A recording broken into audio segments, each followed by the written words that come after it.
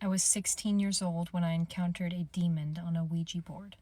And hi, welcome back to Confessions with Jordan, where I take anonymous submitting confessions that are scary, traumatic, dark, and embarrassing, and I craft them into a storytelling style, and I share them here on my page. My name is Taylor, and when I was 16, I would regularly use a Ouija board. I thought it was fun, and I was into magic and ghosts back then. The goal was just to communicate with wandering spirits, which it may come to a surprise to you to know that most of them are harmless and interesting to talk to, and you can ask them questions. After using it with whoever was willing to for so long, because you can't do it alone, or at least I wouldn't do it alone, I learned a lot of things, namely from a spirit that was a 13-year-old boy named Bo. He had told me that he was hung many years ago. I am 30 years old now, and I can't remember what year he had said his birth year was, but it was something in the 1500s. I used to know his birthday, and I would use his information I knew about him to verify that it was truly him on the board, and not someone or something else trying to pretend to be Bo. Bo had told me that I had about 7 spirits following me, all harmless, just liking to jump on the board to talk when I would play because I would do it so regularly. Bo would usually run the board. He had been dead the longest and was the strongest, so he said. He would only allow spirits to come on the board if I allowed it or if he deemed it safe. It was like having an old friend. His energy was lovely, and it was really fun to talk to. He told me that afterlife is like a gray, blurry place, void of color, where there is outlines of structures but no movement. He says that when someone uses a Ouija board, no matter where a spirit is in the world, because distance does not exist, they can choose to tune in or not. This is the only time that they will ever see other spirits as well. He said that this is a somewhat of a limbo, that there is a next level to moving on, but that he never went because he was scared. I brought the Ouija board and begged my friends to play. It was raining out. It would be fun and spooky. There was 5 of us. We were at a lake house that belonged to one of my friend's parents who were out of town. One of my friends, Matt, laughed. Absolutely not. You scared? I said. No. Then sit down. Let's just try. It'll be fun, I promise. So we did. All 5 of us put our fingers on the planchette, which is the triangular item in the middle of the board. Claire said, "Is anyone there?" Nothing happened. Matt started pushing it around deliberately. "Hello, ghost." We laughed. Then the planchette moved. Not dramatically. It just slid slowly towards the word yes under our fingers. Everyone kind of stopped laughing. Matt said, "Okay, who's moving it?" Nobody answered. I remember looking at everyone's fingers. They were all touching the planchette like they were supposed to. I started talking now. This was regular for me, as I mentioned. I assumed it was Bo, like it normally was, and I could usually tell if something else had gotten to the board first, because the energy and the heaviness of the planchette would be different than Bo's.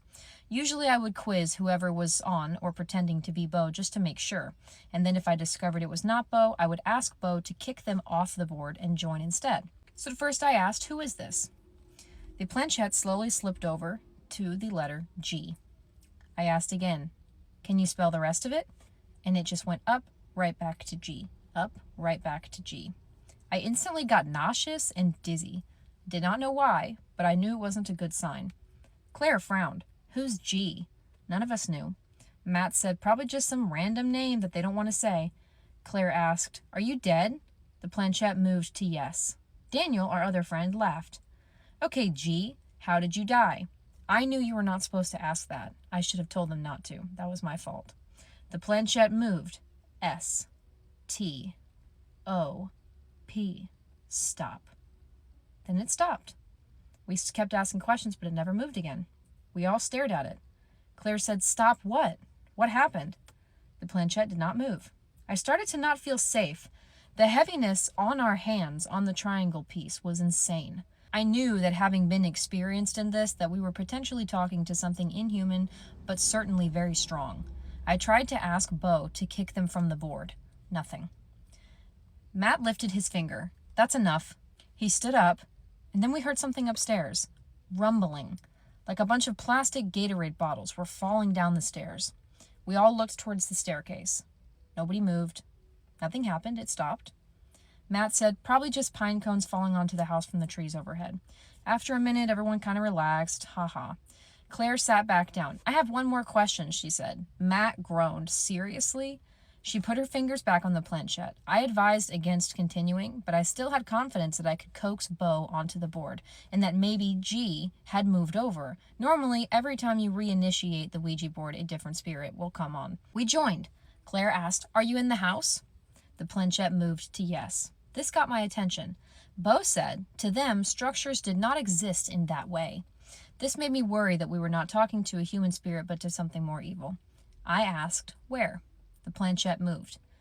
"Upstairs," it spelled. Nobody laughed. I asked if it meant to do harm. It said yes. I asked if Bo was around. Yes. I asked, "Can you give him the board?" No. Claire's face changed. Daniel said, "Someone's messing with us. Which one of you is messing with us?" We all looked directly at Matt. Matt held up his hands. "It's not me." We all looked up at the ceiling. Claire whispered, "Maybe we should put this away." I agreed immediately. We took our fingers off the planchette after properly closing out the session by going to all four corners of the board first. Claire lifted it, and that's when something happened. I still can't explain. The planchette wouldn't move. It wouldn't come off the board. She was pulling at it, and it was like it was glued there. We all kind of laughed nervously, being like, "Claire, stop messing with us, not funny." She yanked really hard, and it came loose. I was freaked out. We went upstairs together. Nobody was there. Every window was locked. Every door was locked. The cat was asleep in the hallway. We came back downstairs. That should have been the end of it. But Daniel noticed something. He was staring at the Ouija board. He said, "Guys?" We looked. We had previously put the board back into the box, all put away. However, right now the planchette was sitting on top of the box by itself. None of us had put it there. Claire said, "You must have. Who did it? Fess up." Nobody fessed. We decided to sleep upstairs. Nobody wanted to stay downstairs near the board. Around 3 a.m., I woke up. I heard talking from downstairs. I assumed everyone else was awake and couldn't sleep. I go downstairs to join. The dining room was empty. Claire was standing there alone. She was staring at the Ouija board. I whispered, "Claire." She turned around, her face white. "Where's Daniel?" she said. "I thought he was upstairs," I said. She shook her head. "No." She pointed towards the board. "I've been talking to him." My stomach dropped. I said, "That's not funny." I run upstairs. Daniel was asleep in the guest room, completely fine. We woke everybody up. Matt was furious. He accused Claire of trying to scare us. She swore she didn't mean to do anything. Nobody slept after that. I did all I knew to do. I cut the board into pieces and buried them separately. This should sever the connection from G, but I never got to speak to Bo again. I imagined him sad. I felt guilty. He had protected me for a long time and loved to talk, but it was my fault when I overdid it too many times and we ran into something stronger than him. I hope that it did not hurt him. 6 years went by. Daniel moved into a new apartment. I will preface this by saying Daniel was in college and was known to frequent substance abuse of various kinds, so paranoia was not completely out of the normal for him. One night he called me at 2:30 a.m., and he sounded terrified. He said, "Do you remember the name?" I knew exactly what he meant. "G?" I said. He went silent. Then he said, "There's someone in my apartment." I asked him if he could see them. No. "Did you call the police?" "Not yet." "Why?" He whispered, "Because they're upstairs." His apartment was on the third floor. I had helped him move in. There was no apartment upstairs. I told him to leave.